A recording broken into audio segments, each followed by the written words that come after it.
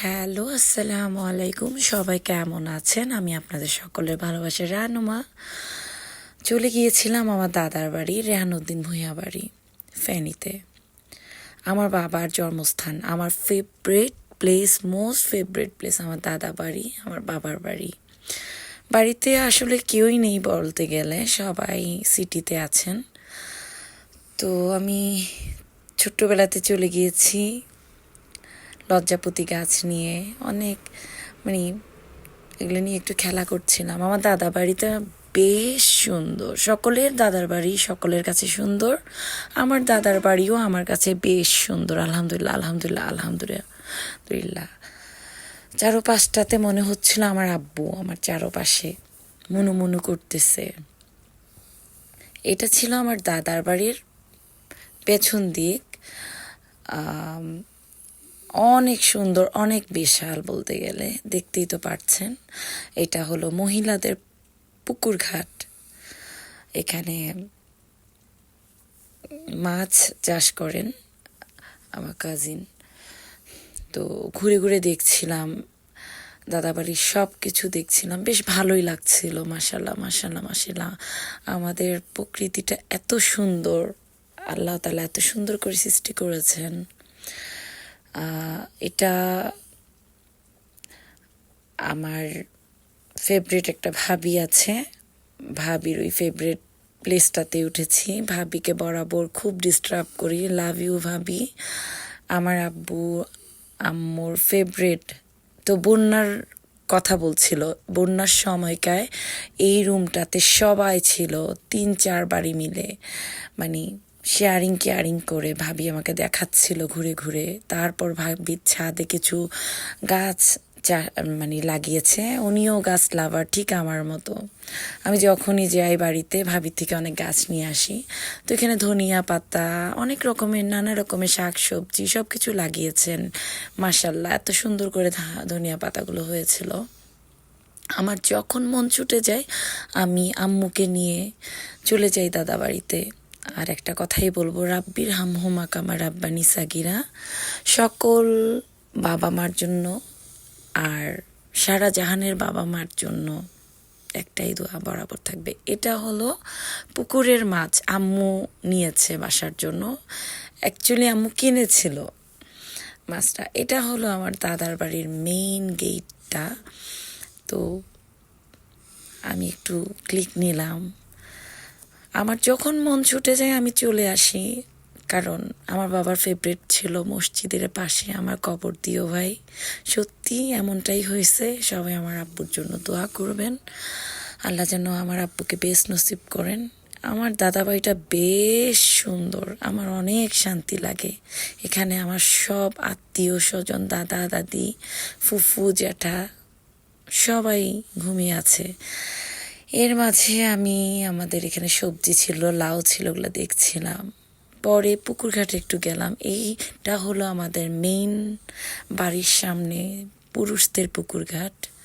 দুই পাশেই পুকুরের সিঁড়ি দেওয়া আছে, যে যেখানটায় শাওয়ার নিতে পারে খুব সুন্দর করে। আমি এখানে একটু পানি নিয়ে খেলা করছিলাম, আর মনে হচ্ছিল চারপাশ থেকে আব্বু আমাকে ডাকতেছে মুনু মুনু করে। আমার আব্বু আমাকে অনেক আদর করে মুনু ডাকতো, আর বলতো আমি নাকি আমার দাদির মতো হয়েছি। আমি ওনার মা, ঠিক আমার দাদির মতো হয়েছি। আমি প্রতিটা মুহূর্তে প্রতিটা সেকেন্ডে আমার বাবাকে মিস করি। জানি সকলে সকলের বাবাকে মিস করে, আমি কেন জানি স্পেশাল বাবাকে খুব বেশি মিস করি, অনেক বেশি। মিস ইউ সো মাচ আব্বা। একটা বারবার বলবো, আল্লাহ আমার আব্বাকে আর যাদের বাবা মা নেই সকলকে জান্নাতুল ফেরদৌস দান করুক। আমার বাবা বেশ ভালো একজন মানুষ ছিল।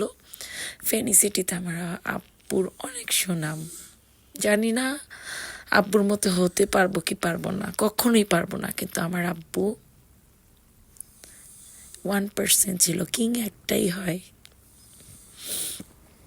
তো আমি মনে সুখে একটু খেলা করছিলাম পানি নিয়ে। জীবন তো একটাই, প্রচুর হাসতে হবে, প্রচুর বাঁচতে হবে, তাই না? লাইফকে লিড করতে হবে। আমি ছোটোবেলা থেকে আসলেই অনেক ভাল লাগতো, সব বোনরা, ভাই বোন সবাই আসতাম, আব্বু আম্মু আসতো, দাদু থাকতো তখন। দাদাকে দেখিনি, দাদিকে পেয়েছি আমরা, আলহামদুলিল্লাহ ভালোবাসা পেয়েছি, আদর পেয়েছি। তো অনেকজনকেও হারিয়ে ফেলেছি, পাশেই ঘুমিয়ে আছে সবাই। তো একদিন আমাদেরকেও যেতে হবে, সবাইকে আগে পরে যেতে হবে, তাই না? মাশাল্লাহ মাশাল্লাহ মাশাল্লাহ, আল্লাহর প্রকৃতি আর আমার দাদার বাড়ি বেশ সুন্দর, শান্তির একটা জায়গা। বন্যাতে এগুলোর অবস্থা খুব খারাপ ছিল, এগুলাই বলতেছিল, আমিও একটু ছোট ছোট করে ক্লিক নিলাম।